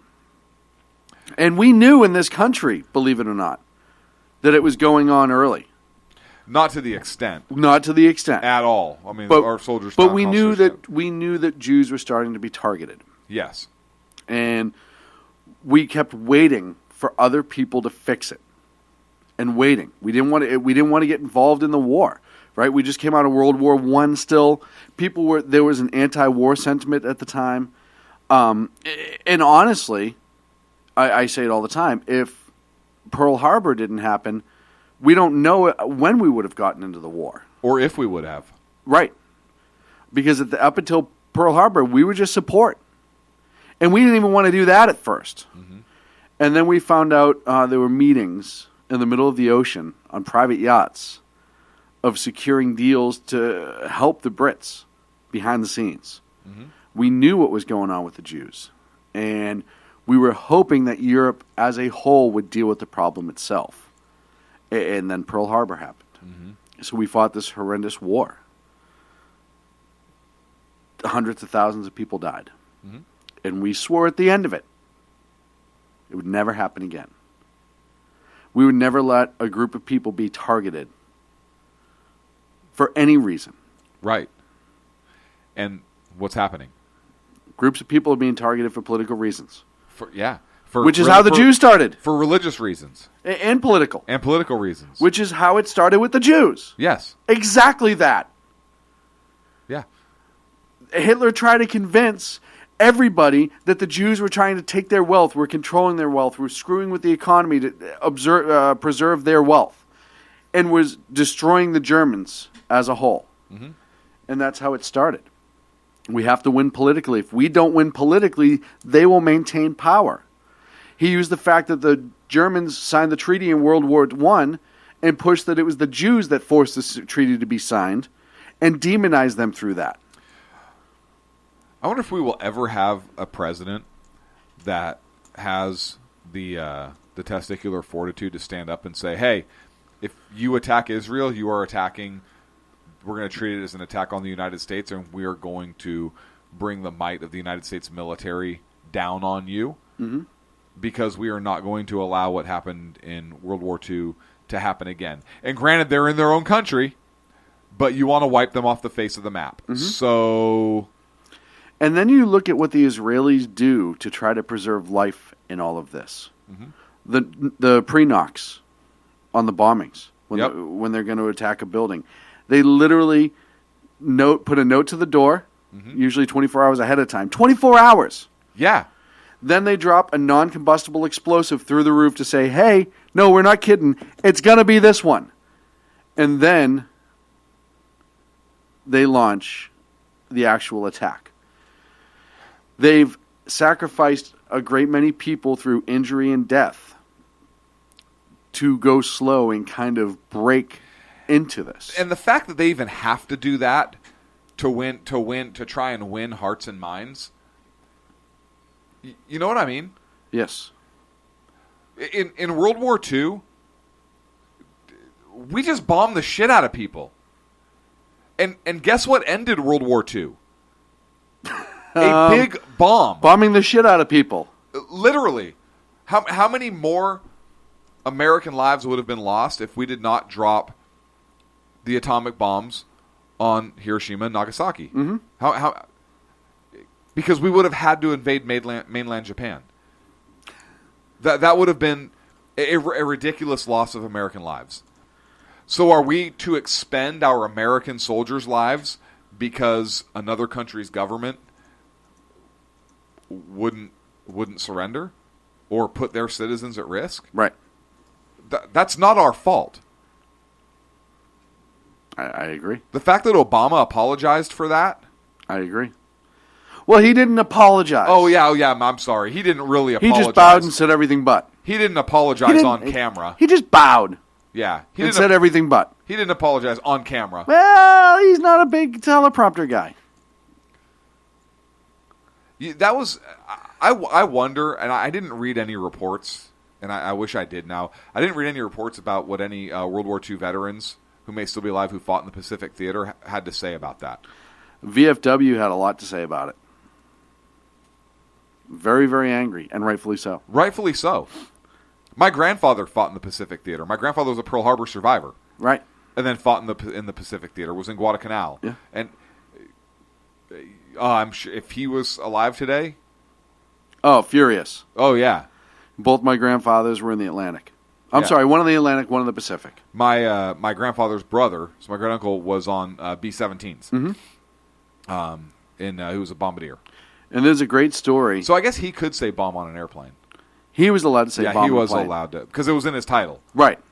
Badir. Right. Right, was the secondary title in that. Yeah. And when you flash forward to today, and we've once again seen yet another attack on the Israeli people. And our president, silent. For being who they are. Yep. Silent. Silent. Isn't that genocide? They're being killed for being Jewish? Only a little bit. It's only a little genocidal. Just slightly. So it's genus. It's genus. And a little bit of genocide is almost like being a little bit pregnant. That makes sense. Right. Yeah. That makes sense. I don't know what I was thinking. I love to read. You know, it's amazing. And one of the things that always brings this country together, at least in conversation, is when you start talking about World War II and your relatives. I'm reading in the chat room, Agador put up earlier that his uncle was in Patton's army. Jenna in the chat room is talking about how her grandfather assisted in the rescue of POWs in the Philippines. It's amazing how when you talk about World War II, those of us who are educated in our generation have a tendency to immediately have that pride. Mm-hmm. Hey, this is what my family did to help in that huge cause. Yeah. And this is pretty amazing. And you don't see it as much more and more. I've literally heard people say, yeah, I think my uncle was in Vietnam. Or I think my grandfather was in World War II. What did he do? I don't know. Yeah, Well, why? really? Yeah, how don't you know? You have the personal bridge to the greatest generation. Yeah. And you could have crossed it and had so much knowledge presented upon you. One of my greatest regrets in my life, as much as I talked to both of my grandfathers about it, I was very young at the time. There was a lot I didn't understand. And I still wish to this day that I had a few more hours to ask them some questions. Mm-hmm. Because it's just natural. Once you get to a certain age, you start realizing the totality of things. I just thought my grandfathers were badasses, and they were. Mm-hmm. You know, my grandfather Lewis, my father's father, had a samurai sword that he took off a dead Japanese officer, hanging in his personal bar, along with the Japanese flag that they captured off in a Japanese ship, hanging in the bar, spoils of war. Proud of it. Yep. He'd also had his hands, and it's still in the family, I won't say where, on a German officer's Ruger from World War II, with the swastika inscription and everything. That we're all pretty sure he got from my other grandfather, who's in the Atlantic, but that's neither here nor there. A lot of questions to ask. I didn't think till I was older to ask, how did you get that close to a dead Japanese officer? And get the samurai sword off of him. Never dawned on me. It was at the time I was like, oh, okay. That's awesome. But now you have more questions as you get older. And then when I see the people that don't ask the questions, it's disgusting. It really is. It really is. Look, I actually have the missions that my great uncle flew. Their targets, where they were. I know what aircraft he was in. I know what aircraft was his. He was actually on one of the B-17s that dropped or that flew more combat missions than any other American aircraft. It was an old Gappy. It was a B-17G, and I have all of his missions. I have his. He didn't have any kids, but I literally have all of his papers. I have his papers from when he went through flight school and bombardier school. Mm-hmm. I have photographs. I have all kinds of history there. I have his Distinguished Flying Cross that was handed down. His citations. I have a citation signed by Hap Arnold. Mm-hmm. So much history in those documents that he kept. He kept everything. And I think I've shown you. Yeah, once. I don't know if we've gone through everything. We haven't sat and gone through everything. We've sat and gone through a lot. We've gone through a lot of it. And my grandfather was in the Pacific Theater, and like I said, Pearl Harbor survivor, and so forth. My family's from Hawaii, and both sides. He didn't talk quite as much about it. He talked a little bit about it, but the same thing. I have some photographs of him. I don't have as much paperwork because he didn't keep everything like his brother did. But it's just amazing. I can't go back to Pearl Harbor and just not think, wow, my grandfather was here. On my dad's side, or go to the church where my mom's mom and dad was walking in that Sunday morning when they described seeing the Japanese aircraft fly over where they were and describing the little goggles that the Japanese pilots were wearing. And they looked right down at them while they were getting ready to walk into church, and describing, hearing kind of the muffled, distant explosions, then seeing the smoke rise in the harbor, and then kind of realize what was going on and seeing some of the Japanese aircraft, seem to be like diving down on cars while they were on the roadways and so forth. And just seeing that and hearing about that, not only from their perspective, from the civilian side, but also from my grandfather's side and my grandmother, my dad's mom, was a I think she worked at Bellows Field as a radio operator, which is another base that was strafed. So it's hearing the stories from those sides is just amazing, how my grandfather was woken up and helped get folks underway, and the actions that he took that morning and the experiences that he had and what he saw. I've had the opportunity to go out there and you literally, at Bellows Field, one of the B-17s that was flying in from California kind of flew into the middle of this attack, and one of them bellied in at Bellows Field, and the scrape marks are still on the runway from that. The first prisoner of war was taken off of the beach at Bellows Field in one of the 2 Japanese midget submarines that washed up. One guy was dead and one was taken POW. As a matter of fact, out of the 10 midget submariners, the 5 midget submarines. Can I say midget submarines or can I say little people submarines? Mm-hmm. I have to say little people submarines. Right. I think. You can't say midgets anymore. When those submarines were launched, there's a memorial in Japan to them, and only 9 of the 10 faces are on that mural because it was a shame to be taken POW. But I've stood on the beach where the first POW was taken in World War II. Over there at Bellows. That's amazing. Or being out at Hickam and being at Pearl and knowing that, my family was there. Wow, what was happening that day? The bullet holes are still in a lot of the buildings at Pearl and at Hickam. Mm-hmm. They left them there as a reminder. So you can see gouge marks from where rounds were scraping into concrete, and you still see the holes. You pull pictures up offline if you've never been there. You still see the bullet holes in the buildings and some of the hangars and whatnot. You go to Ford Island in the one of the towers that's still there that you see in the pictures. It's amazing. And now you have the USS Arizona that's moored right with the Missouri. Mm-hmm. And those of you that don't know, obviously the Arizona is still a tomb. There's still U.S. Sailors entombed in there that went down on December 7th. It's still leaking oil, Mm-hmm. that ship.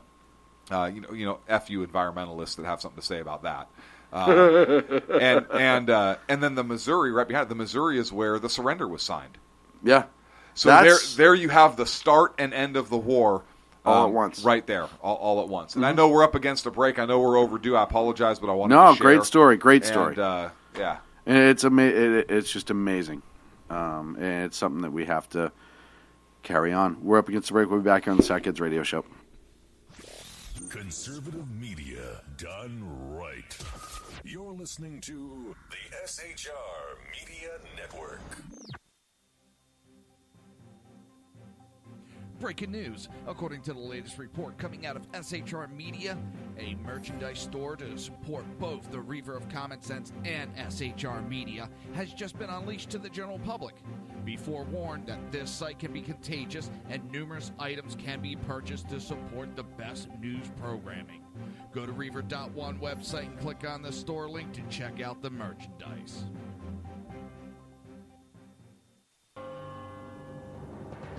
Hello, I'm Matt, a student at Hillsdale College. Here is Hillsdale President Larry Arnn on the continuing relevance of the Constitution.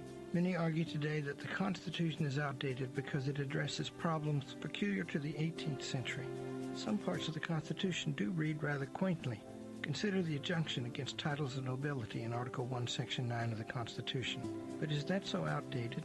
The purpose of the injunction is to prevent the government granting special privileges to some for partisan reasons. This strikes at the heart of the rule of law. The crony capitalism so common today is a place where the government bestows favors and tax dollars on some businesses to give them a leg up over others. This is exactly the kind of thing the Constitution was meant to prohibit. The Constitution is not so outdated after all. This Constitution Minute was brought to you by Hillsdale College. To join the national conversation on the Constitution, go to constitutionminute.com. Times are dark. The people misled by corrupt politicians, lied to by establishment media, and deceived by the false messages of Islam. A nation in confusion needs a guide. It needs a man with a cane. I'm Dave Milner. Join me on Spreaker, SHR Media, High Plains Talk Radio, Live Rebooting Liberty, and YouTube for a unique brand of commentary on the unpleasant blind guide. Because truth is not always pleasant. In a world controlled by corrupt politicians, You got a business. That you didn't build that. a team of ordinary men emerge from the ashes to give voice to the voiceless and hope to the hopeless. Sackhead Sean, Dude, I'm not saying half of the stupid program. Sackhead Clint, All good friends of ours usually show up drunk. also starring Sacco as the producer. I'm a little bit drunk, I'm a little bit drunk, 'cause I'm drinking, drinking, drinking. They are the Sackheads Radio Show. Every Wednesday at 8 p.m. Pacific on SHRmedia.com.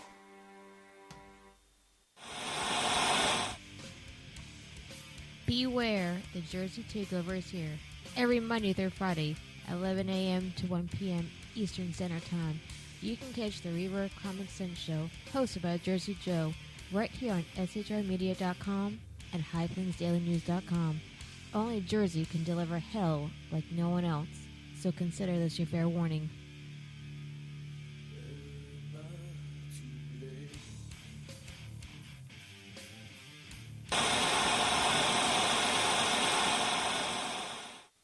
Conservative media done right. You're listening to the SHR Media Network. And welcome back to the Sackheads Radio Show live in the SHR Media Network. We appreciate you sticking around for the whole second hour. Yeah, not a problem. Look, it was a really good conversation, so I was happy to stay. Wasn't talking to you. Oh. Remember, if you have hate mail for Sackhead Clint, it's shrhatemail@gmail.com. Or www.screwoff. Or if you want to tweet him exactly, it's Sackhead Clint on Twitter. Let's see if you broke. I want to see if you broke the plane this evening. I like how when you set goals, typically it happens. Like what was the first goal you set? Like 10. 10. Right? I think 10. And then we officially have you. You ready? Drum roll. Yeah. Yeah. 70.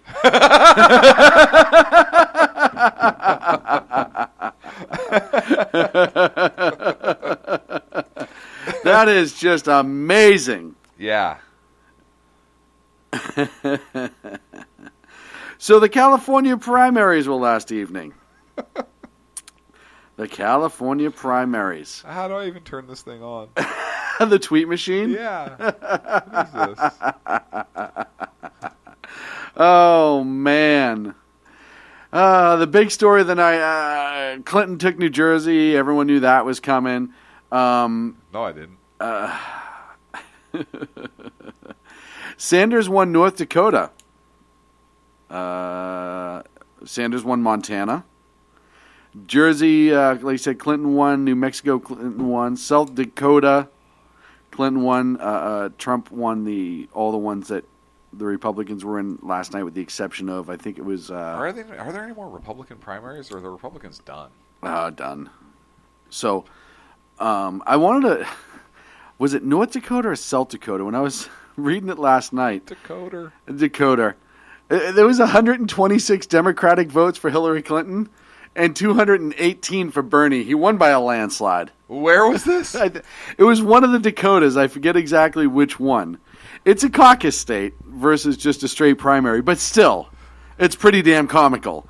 When your total numbers are in the low hundreds, shows you a little bit about that state. The only one left, I believe, is D.C. coming up next week, and Hillary's already projected to win that. Perfect. They've already called it for Hillary. Perfect. Polls haven't even opened. Right. The stripper polls are. As we mentioned earlier in the show, the biggest surprise of the night was California. We've been told for 2 weeks that it was going to be literally by a point, 2 point. Weird. Could take days to certify. Weird. We already talked about that, though. Weird. And a 30-point difference. Hey, completely unrelated story. What? Nothing, go on. No, completely unrelated story. I wonder where the Secretary of State in California was last night. Who endorsed Hillary? I want to say at Hillary. And polling didn't bear that out at all. Weird. Right. It's very, it's just, very it's strange. odd. It's strange. We're not saying anything shady's going on. I want to be perfectly clear. We're not saying that the California Secretary of State, who endorsed Hillary Clinton, who's supposed to be impartial and conduct elections fairly and equitably, we are not saying whatsoever that even though polling was so tight, they probably should not have been able to call it that soon, yet Hillary won in a landslide as calculated by the Secretary of State's office, which is completely outside of any polling anywhere. We're not saying that there's anything shady going on there. No, and why would you? No, we're just simply making an observation. And I do have one clip from Hillary. They both had press conferences last night. And this was Hillary on her primary win. Yeah.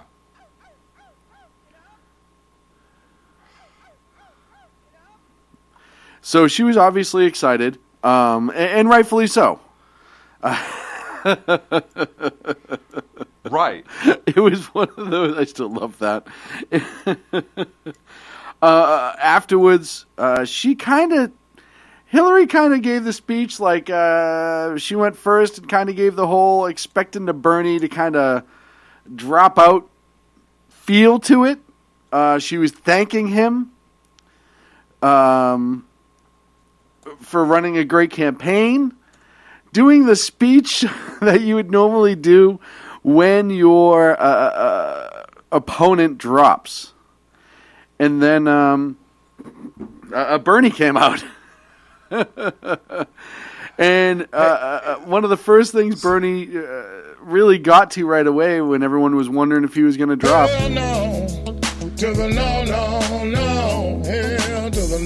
He's got a lovely voice. No, that was Obama. That was Obama. I thought Obama. that was Obama. We heard.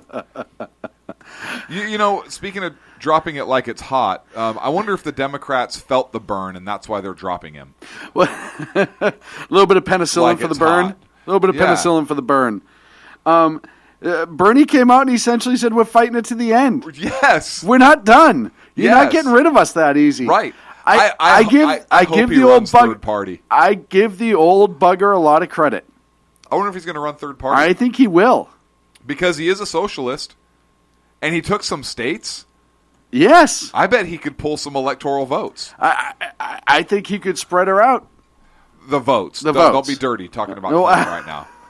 I know where you were going with that. I mean, I think you're right on that, but could you just picture that for a moment? Well, he is a feisty old bugger. He is. He really is. Picture that feisty old bugger spreading. No.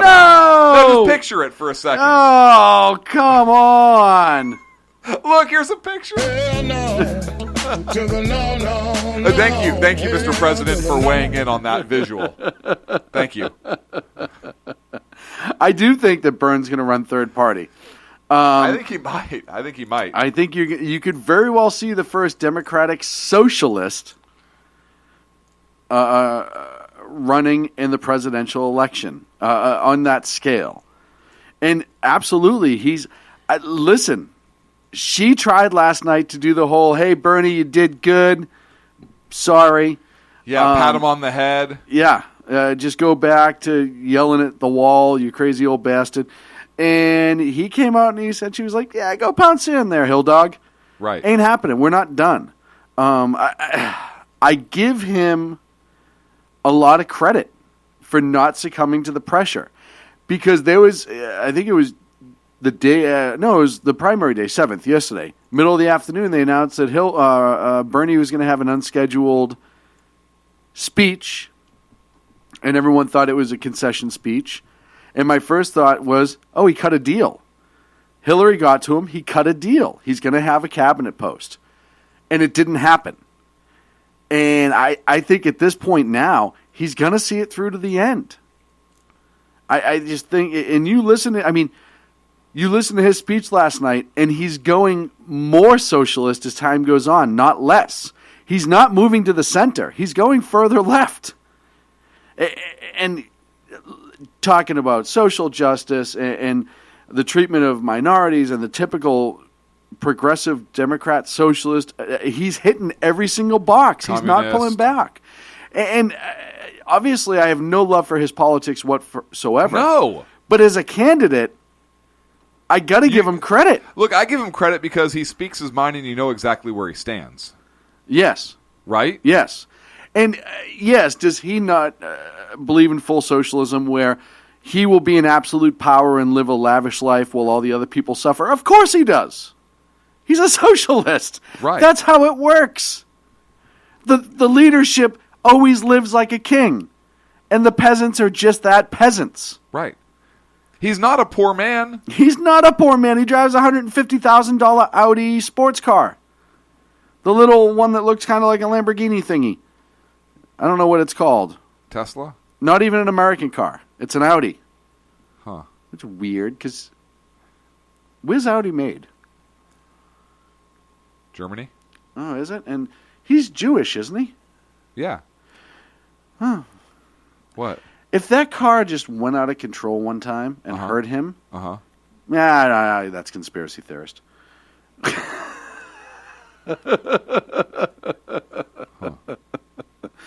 Oh, man. But you see, I mean, he's running a hell of a campaign. He's doing a good job as a socialist. Like I said, as a conservative, I got no love for him. But as a pundit, sitting back and watching him run this campaign, he's doing a hell of a job. And he's out Hillary-hilling. He's out Hillary-ing. He's out Hillary-ing Hillary. Hill-dogging? He's out hill-dogging the hill-dog. It's like prairie dogging. No, that's a totally different thing. Is it? Yes. I don't even know. So confused. By the way, if he runs third party, I think he'll get some electoral votes. Last time that happened was George Wallace. Really? Yep. 1968, George Wallace, as an American independent, pulled 46 electoral votes. Richard Nixon, 301. Hubert Humphrey, 191. That's amazing. Yep. And then the other people who've run third party since that time have pulled 0. John Schmitz, the American Party, Eugene McCarthy, Independent, John B. Anderson, Independent, and then Ross Perot in 92 and 96 for Independent, and then Reform Party, and then Nader with the Green Party in 2000. In the last 3 elections, no one. But the actual last third party candidate to get electoral votes was 1968. Wow. George Wallace. And you could see that yet again. Yeah, and then prior to that, it was 1948 with Strom Thurmond. 39, States' Rights Democrat. Strom Thurmond. That name sounds familiar.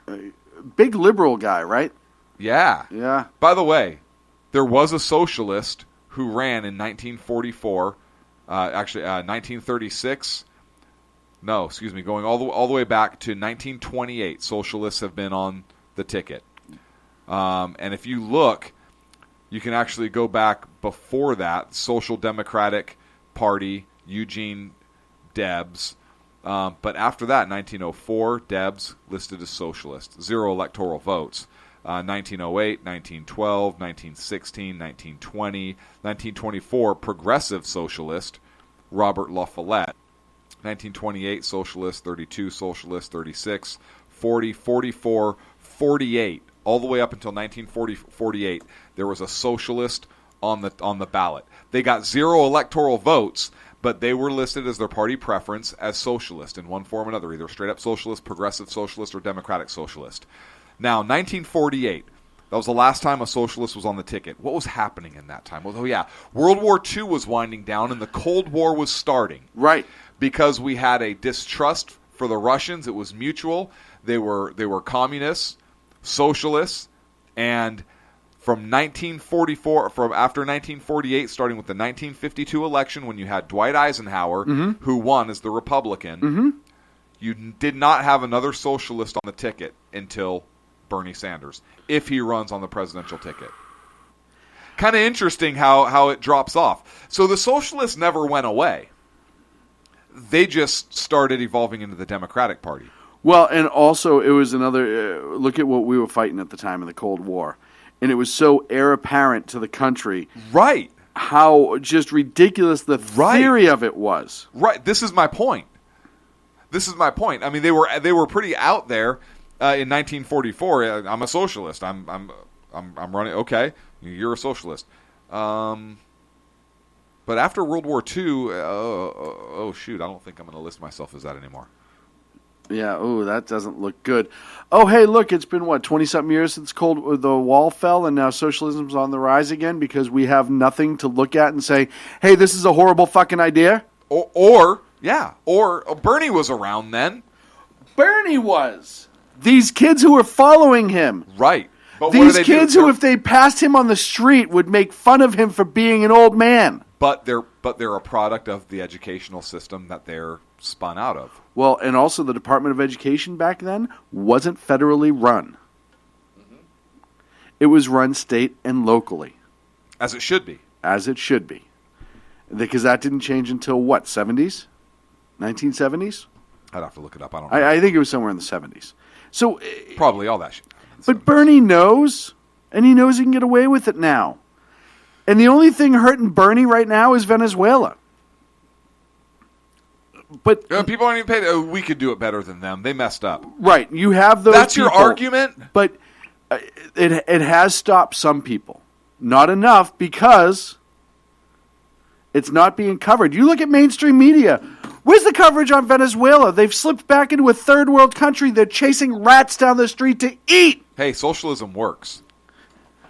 They had more money and oil 7 years ago than most other countries. And socialism destroyed it, and you don't see it anywhere. It's crickets. Friggin' crickets. You heard it on this show. You see it on Facebook. You see it on Twitter. A couple other of our friends have talked about it. Absolutely.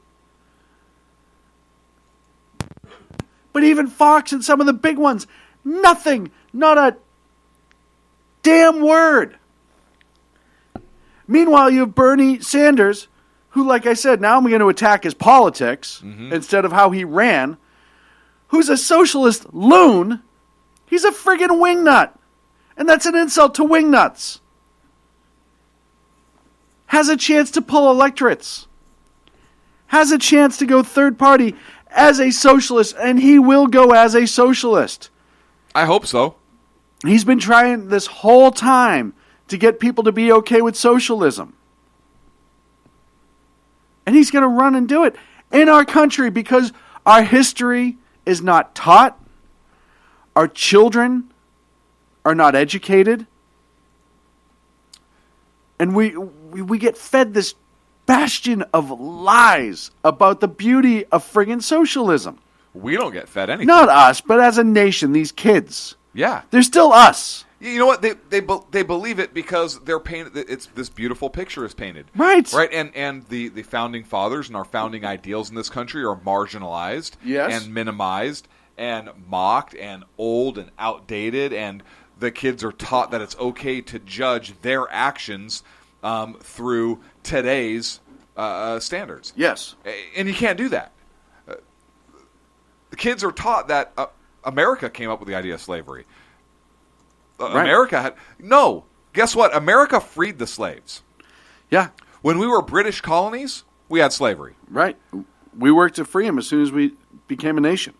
As soon as we're talking, look, the principles and ideals that Thomas Jefferson outlined in the Declaration of Independence, the way the Constitution was framed and the way that was set up, was all set in motion to end and abolish slavery in America. Mm-hmm. Not all states accepted slavery. Were there some? Sure there were. Of course, there were Democrats in the South. Yes. There were black slave owners in the South. Yes, there were. I forget his name. One of the most brutal slave owners in the South was a black man. The first slave owner on this continent was black. Mm-hmm. So... And the Muslims enslaved all over the Middle East. Including some Americans. Including Americans, the shores of Tripoli. So this is the reason it's in the song.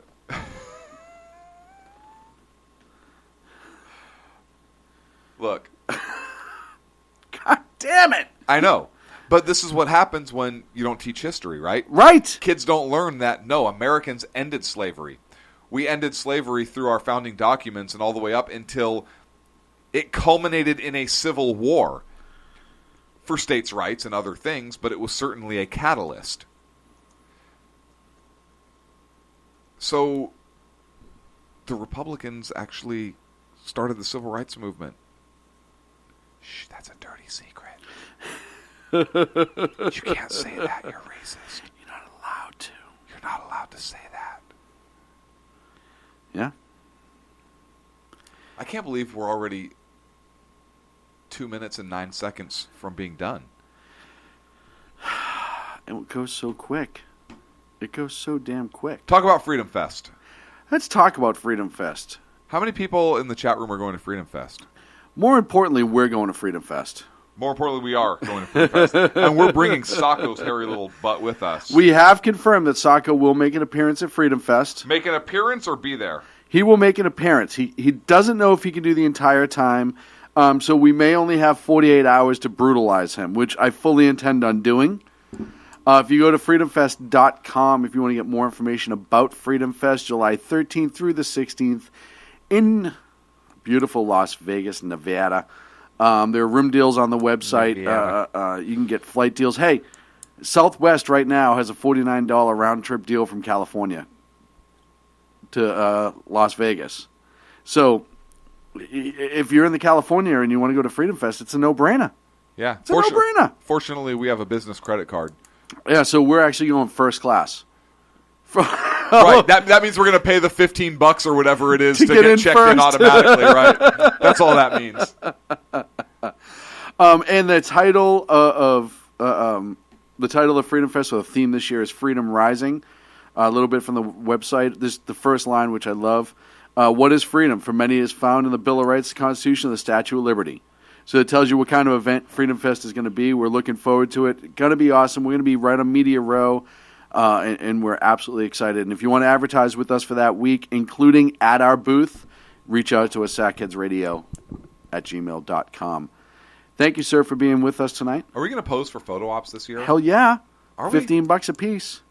$15. We're going to pay you $15. It's a gigantic It's a gigantic capitalist event. Right. Who would blame us for it? That's what I'm saying. They would all be like, "Oh, you're not charging for your autograph? I don't want it then." Oh, man, we're looking forward to it. Hey, make sure you check out all the great shows here on the SHR Media Network. Picking it up tomorrow morning with the Bill Martinez Show. Stick around after that. Jersey Joe will bring you through your afternoon if you're on the East Coast. If you're on the West Coast like me, you get to listen to him as you have coffee. Great programming all afternoon and through tomorrow night. The Exceptional Conservative Show tomorrow night. Of course, Agadors all over. The Unpleasant Blind Guy is all over the SHR Media Network. News and commentary, Dan Butcher. Check out our media partner, High Plains Pundit, and all the great stuff he's got going on over there.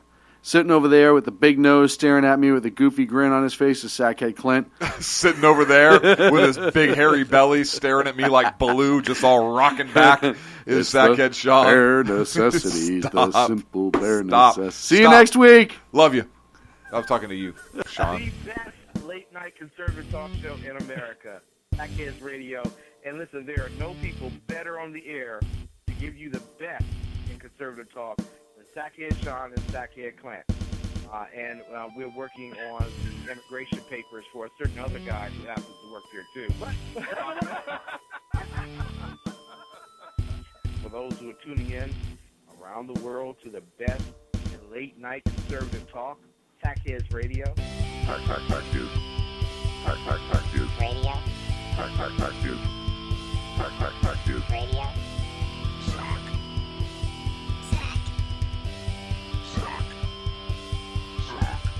The best late-night conservative talk show in America. In America. In America. And in this web was a large, I'm pretty sure it was the biggest spider I've ever seen.